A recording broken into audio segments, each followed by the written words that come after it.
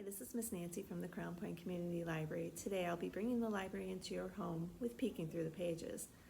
Our book for today is called Julieta and the Diamond Enigma. It's written by Luisana Duarte Armendariz, published by Two Books, an imprint of Lee and Low Books Incorporated. This is one of the new books at the library. I'm going to read a couple chapters and then you can decide if you'd like to check it out from our library.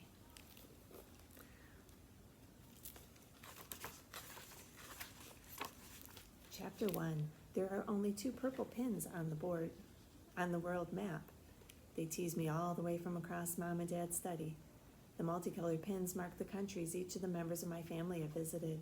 Only 2 purple pins in a sea of blue and red. That will change very soon. Tomorrow I'll call Mom from France and kindly ask her to add another one to the map. I'm trying not to be, as Dad calls it, petty about the situation. He says I'll have more than enough time to travel all over the world when I'm older. If I ever want to fill the whole map with my pins, I should already have at least 5 on there now that I'm 9. Otherwise, I'll never make it all the way to 196 countries. Still, 3 pins are better than 2. One of the purple pins currently on the wall is placed on the United States, home sweet home. The other is proudly pinned on Mexico, the result of visiting my family during a whole month last summer. I remember my grandparents and cousins. I remember the cities we visited, the colors and the music, and how I didn't have to explain that the J on Julieta sounds like a hooting of an owl, like Julieta.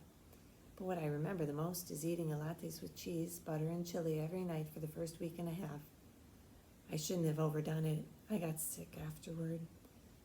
I couldn't play with my cousins anymore, and I actually wasn't allowed to eat anything other than caldo de pollo con verduras for about 3 days. Breakfast, lunch, and dinner, only chicken soup. Maybe that's what King Midas and I have in common. I'm currently reading about him in one of my favorite books. He and I both want more of the things we love. Me, lattes, him, gold. Oh boy, did King Midas love his gold. He loved and wanted so much of it that when he was granted a magical wish, he wished for the power to touch any object and change it into gold. And that kind of backfired on him, since he ended up being unable to eat, drink, or even hug his family. Reading this story has made me promise myself that when I visit Mexico again, I won't eat lattes every night, at least no more than 2 nights in a row. I look up at the map again and stare at those purple pins. Soon, I tell them. Chapter 2. Blue pins clearly dominate the rest of the map. Those are Dad's. He's the only one who has pins on each of the 7 continents. Mom comes in at a close second. She's only missing Antarctica. Dad was only able to visit because he was working in Argentina, his 10th pin in South America. And while there, he hopped on a boat to Antarctica. Dad has the coolest job ever. He travels the world to collect art pieces from different museums and then arranges for their shipping to Boston, where their pieces are displayed at the Museum of Fine Arts, or what we call the MFA. That's why today we're both traveling to France. I'll be helping him inspect and bring over art for the Kings and Queens of the World exhibit, and as a plus, I'll get my 3rd pin. Dad claims my unborn brother is in 3rd place on the pin count, since Mom was already pregnant when she visited Japan, Thailand, and the Philippines to study conservation practices of Asian art. My unborn brother can technically claim 4 pins on the wall. His pins are going to be green. When we bought the pins, Dad joked he would place them on the wall once my brother's born. I will challenge the motion and ask that the count begins at birth.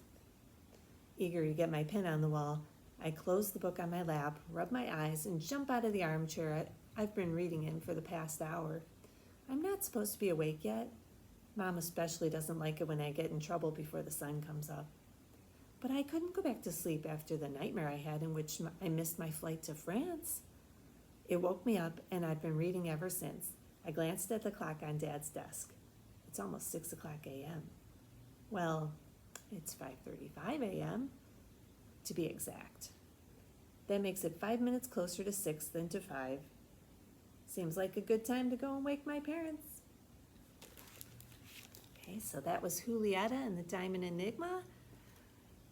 If If you continue reading the story, you'll hear about Julieta and her dad's trip to France and the adventure that happens there. And I'll tell you, it involves a special jewel and what happens to that jewel. If you want to hear more, go ahead and check the book out of the library. This is one of our new books. You may borrow this book or any other new book we have here. Please visit our library's website, www.crownpointlibrary.org, to hear more about our programs and books that we have here at the library. Thanks so much for listening. Have a wonderful day.